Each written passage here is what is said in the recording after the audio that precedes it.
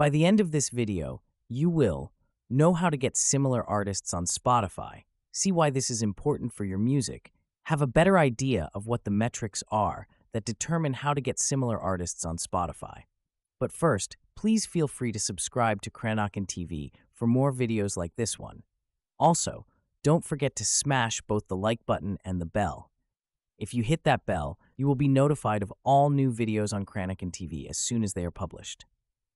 How to get similar artists on Spotify. User listening data. Spotify tracks listeners to your music. This helps it to determine which other artists listen to.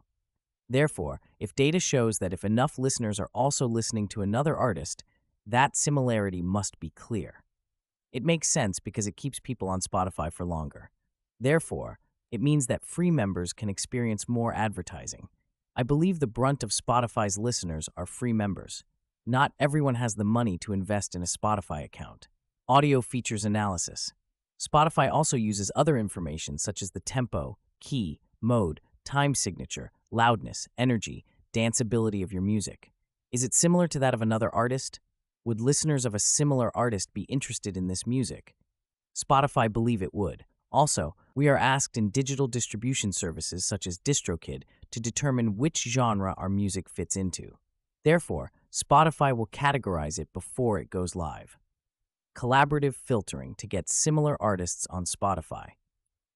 Just as in the user listening data above, many people will be listening to the same artists if they like the same kinds of music.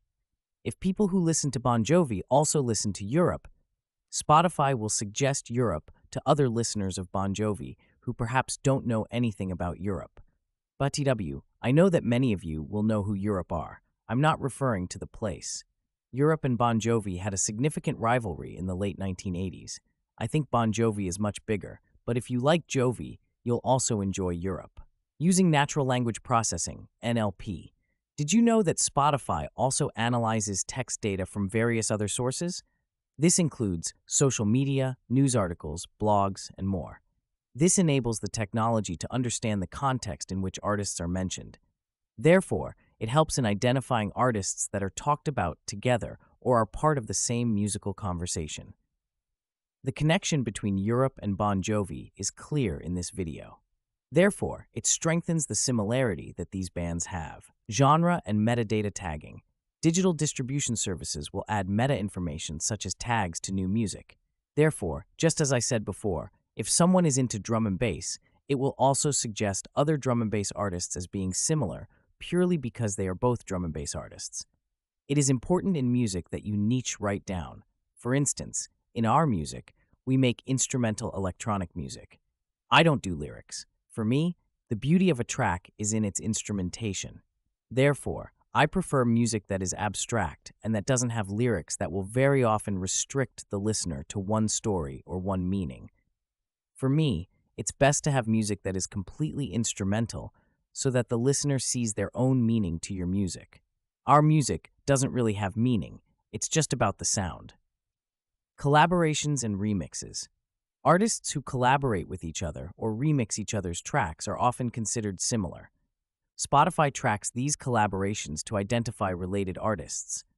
Although I said above that we focus on instrumental music, we made a cover of Paul Hardcastle's Vietnam War protest song, 19. This did use lyrics, however, Everhold sampled the lyrics. The fact that we made this version will make our music similar to Paul Hardcastle, although I wouldn't say they are anything like similar. Our music is our music. We set out to be different, and if one or two of our songs goes against our ethos and includes lyrics, that's all well and good. User-generated playlists. User-generated playlists will group artists together. Users will often make playlists of similar music.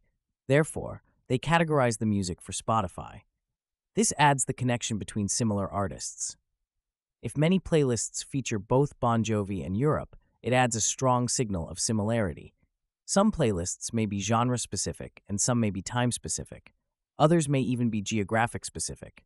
For instance, a playlist may include both Roxette and Yngwie Malmsteen because they are both Swedish.